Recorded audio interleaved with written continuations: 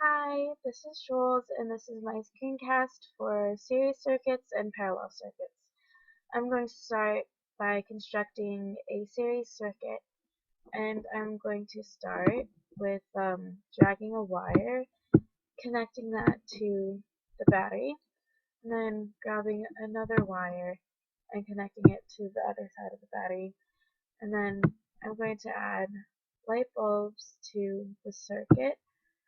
Um, Earlier I was having trouble getting the light bulbs to light because I wasn't being careful with where I attached the wires. So just keep that in mind if you or when you do this online app thing, and then connect it to that wire to get a closed loop, and we have light.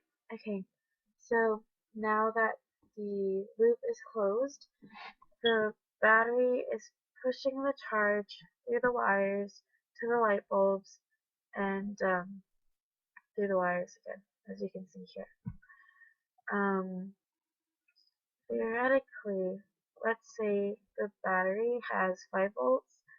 That means that this direction where the charge is moving in this first two wires, the charge is 5 volts, but the battery can't push the charge through the light bulb because it's difficult.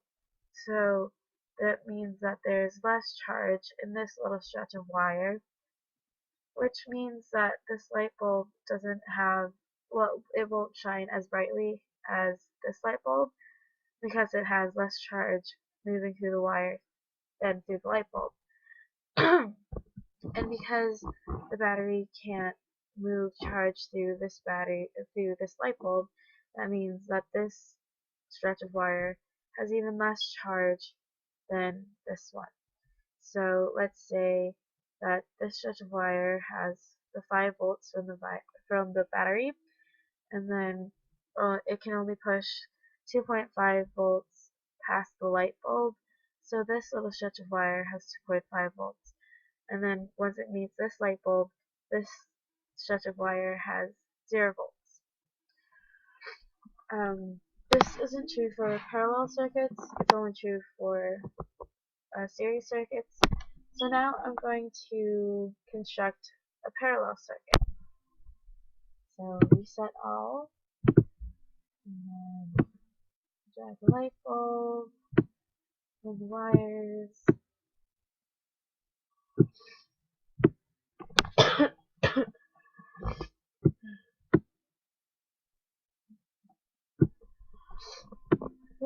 Okay,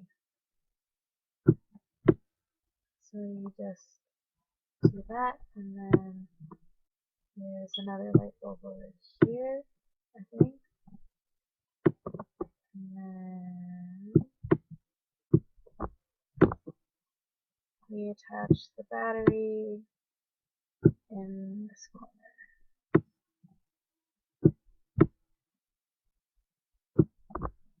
And I hope it works.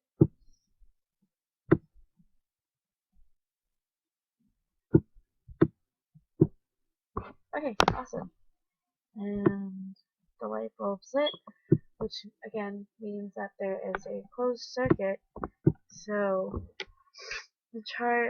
the battery is sending charge through each of the wires and to each of the bulbs. In a parallel circuit, since the charge doesn't have to move through one wire to get to both light bulbs, that means that no charge is lost when moving past the light bulbs. Or no, I think it means that there's that the that no voltage is lost getting to both light bulbs because it doesn't have to pass through one light bulb to get to the other light bulb. So okay, let's say that the battery is 5 volts again. So 5 volts moves through here and then up this wire, and it moves here to this light bulb, and up into the other light bulb all at the same time. So this means that uh, this stretch of wire, like this part of the graph of the circuit that my mouse is pointing to, that all contains 5 volts from the battery.